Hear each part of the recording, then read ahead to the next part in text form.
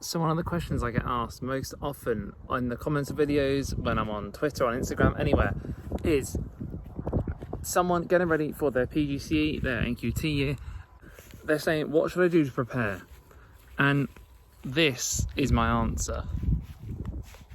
It's not go and sit and read books. It's not go and study something. You can go outside and do things, okay? We've spent the last year locked up in our houses, stuck inside, not been able to do what we want to do, not been able to see friends, not been able to see family. And you're about to start one of the toughest years by starting your NQT or working on a PGCE or your university course, whatever it's going to be. Something that's going to need loads and loads of focus. So if you want to know what I think you need to do to get ready, then go and do this. Go outside. Go and see your friends. Go and see your family. Go and live your life the way that you want to live it, that you haven't been able to in the last year. But soon enough, you're going to have things that are on your mind, things that you have to do, jobs you have to finish off, work you have to get done. And you're not going to be able to do that for a little while. And it will get better. It will get to a point where you can. And, you know, like right now, I'm on May's holidays and I'm not going to do any work for at least the first week. But in my NQT year, I had to do loads of work during my holidays. There was loads I had to do because you have to learn what it's like to be a teacher. And the best way you're going to learn how to do that is by being in school. So by all means, if you get a chance to volunteer in school, then go for it. And that'd be the one other thing I'd say to do to prepare. But other than that, go and live your life. Go and have fun.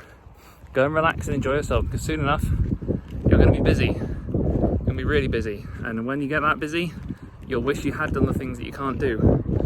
So, if I just stop here, go and explore some of this. Okay? Go and enjoy yourself and see just the types of views you can find. I live about 2 minutes away from here, and I probably lived here for about a year. I moved in to this house in December of my NQT year, so I've been working for 2 months as a teacher, and I didn't know this was here for the whole of that NQT year, plus a little bit more. And now all of a sudden I love coming up here, and I do it as often as I can because it's just nice. It goes to breathe. It's an amazing view, and it's a way to cool off and de-stress and think about other things.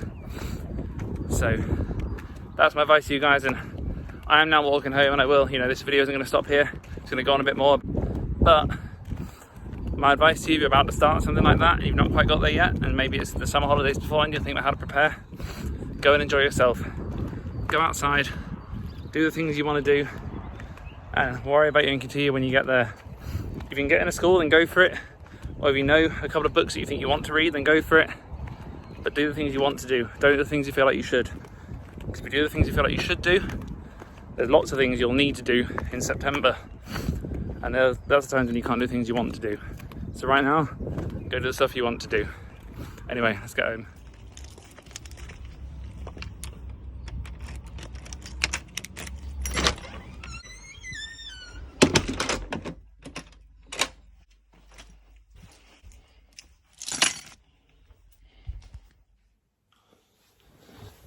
Hello again, and today we're talking about the Early Careers Framework, which is a new initiative by the government and is coming in September of this year to support NQTs even more than they already are. So the basics of this are that NQTs will now go through a 2-year NQT period. Up to now, it's always just been 1 year. After that, you become an RQT, a recently qualified teacher. Now, though, they will have a 2-year NQT period to make sure they're getting the support that they need to become fully fledged and qualified teachers in the proper fashion and with all the support that they need. Before we get too far into that though, I just wanted to emphasise that bit you saw at the start. If you are looking at getting ready for your NQT year or for your year at the primary school training course, then make sure you do ask any questions you've got. But if you want to know my number one tip to prepare, then it's like I said at the start, go outside, go and do things that you want to do, guys. Because your year is going to be really tough. It's going to be a hard year. I'm not hiding away from that. You'll have to really prove that you want to be a teacher to get the job and to get through the course. And there are going to be sacrifices you're going to have to make to get through that. So right now, we're just starting to come out of lockdown. Keep on following the rules, but use the rules, and in the spaces you can where you are allowed to, go and see people, go and do things, go and enjoy yourselves, because life is too short to not. You need to make sure you are enjoying yourself and you've got yourself ready to do your course or to start your NQT year, never mind that you know the right things.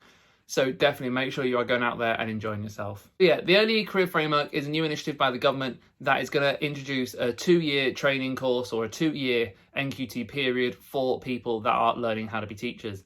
And this just means that they'll get the extra support that goes on beyond your NQT year into your second year as well. Now, they've introduced this because a lot of the time, teachers that begin teaching and go through the NQT year, they go through their first year, get loads of support, get extra time out of class, get all sorts of different things, go to different events, and then when you get to your RQT year, all that support just drops away. Now, I was really lucky, and the school I went to was really, really supportive, and I continue to go on all sorts of training courses and do all sorts of different things that help me as a teacher, even now when I'm in my third year, coming to the end of my third year now. So I was really lucky, and I was not in the case, but I have heard from other NQTs that that can be the case, and once you finish your NQT year, then you're just expected to be a fully fledged teacher and know what you're doing. And that's not always the case. Sometimes that can be where actually you still need to learn things, and I feel like I'm still learning things, and this is why I feel really lucky in the school that I'm in, because I do get to learn those things and I do get to ask those questions. But as I said, this is not the same for everyone. One of the biggest changes that's going to take place for NQTs is they'll no longer be called NQTs. That's going to be replaced with the acronym of ECT, which means an early career teacher. And that's because obviously your early career, this is the stage of your career where you are a teacher, you're fully fledged, you're fully qualified, you've got your own class, but you're in the early stages of your career.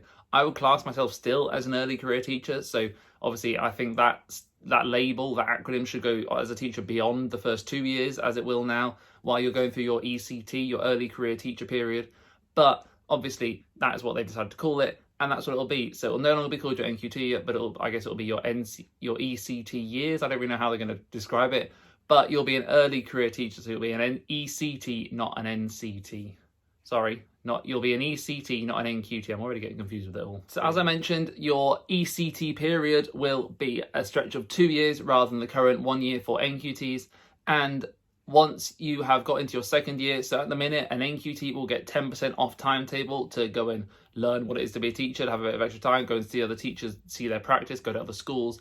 In your second year of your ECT period, you will get 5% off. So you'll be in class a little bit more, but you'll still have a period where you'll be able to go off and see other teachers and learn and witness other people. And as I've said in other videos before, if you're asking what to do in school, what's the best way to learn is just to go and see other practice, go and see other teachers teach, because you can magpie so many ideas, magpie basically steal them from them, use their ideas and learn what it is, see what they do best, see what you like that they do, and incorporate it into your own lessons, into your own teaching, your own pedagogy. So make sure that you are doing that if you get the opportunity. Make sure you are doing that if you get the opportunity, and definitely I think that extra 5% of time when in your second year just to go out and do other things, it'll be really useful. So hopefully you'll be able to enjoy it when you get there.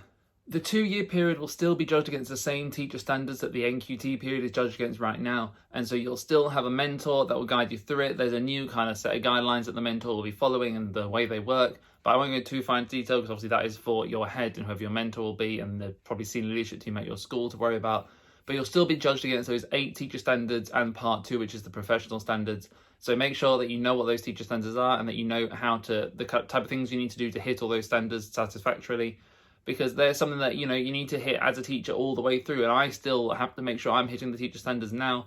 It's not so detailed as it is in your NQT. You don't have meetings set to sit and go through each teacher standard and how you are hitting them, but by hitting all those standards you are becoming a good teacher. So there's some that you always need to hit, so you might as well get used to what they are now and get used to hitting them all now, and then as you get on to being your ECT, an early career teacher, then you will be used to knowing what they are and how you can go about hitting them.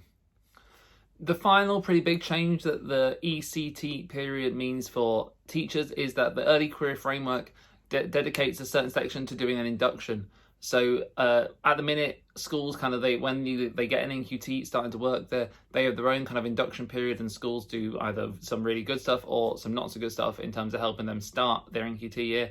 And again, I was lucky. I loved when I started my school, I got all the support I needed. But again, it's not always the case for everybody. Now these schools have to follow a set induction period that is set out by the early career framework. So again, I'm going into too much detail about that, but it just means that you should, fingers crossed, make sure you have the support you need when you start your teaching career as an ECT. I'm never going to get used to saying ECT, it'll just be NQT in my head, but I'm going to try and remember to say the right acronym. So hopefully it's given you a bit of a whistle-stop tour about what a ECT or what the early career framework means for you. And if you are getting ready to start your ECT period, I'm going to try my best. your ECT period will hopefully go really, really well. It will really help, and you get 2 years of extra support for you when you start your teaching career. So I hope it really goes well if that is about to be you. And as always, if you've got any questions, let me know in the comments down below and I'll do my best to help you out. I hope this helped, and there'll be a new video every Tuesday and Friday at 5 o'clock, so be sure to subscribe and then you won't miss a video that is coming out. So thank you very much, guys, and I'll see you soon.